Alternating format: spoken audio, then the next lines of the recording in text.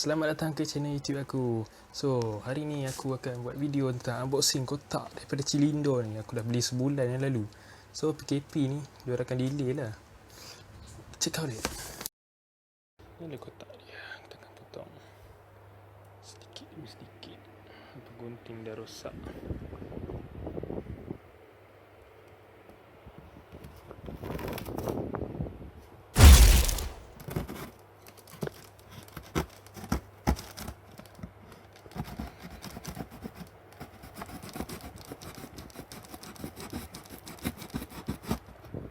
Got it.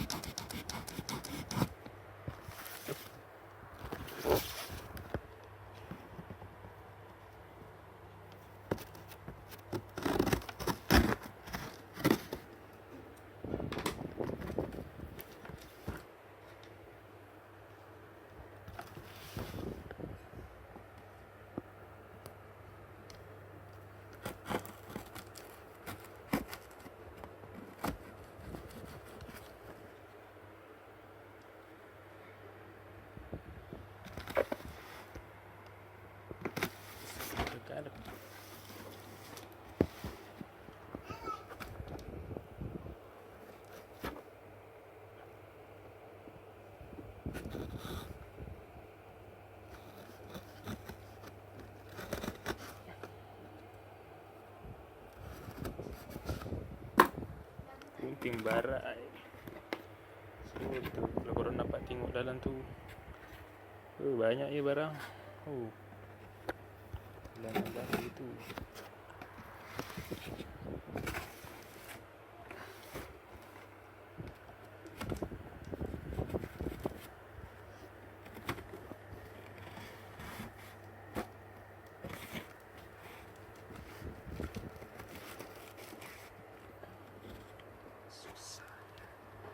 pakai gunting buruk, tapi kita kena bersyukur lah walaupun gunting ni masih tajam. Ok, baru puji. Ok, dah siap buka. Nice. Letak gunting kat situ. Ok, gunting.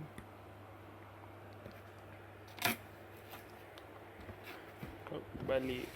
Sorry guys, kalau ada berat juga RPA cooler ni. Kipas, kau akan dapat kawan baru. RPA cooler. Nice. Tak tepi. Kita susun kat sini. Ya, ni yang kita nakkan. P47 wireless headphone. So, aku akan main dengan tercabut. Begini punya. Main dengan laptop. Start ini. So, aku akan buat konten baru. Korang kena stay tune. Aku akan buat auto vlogger.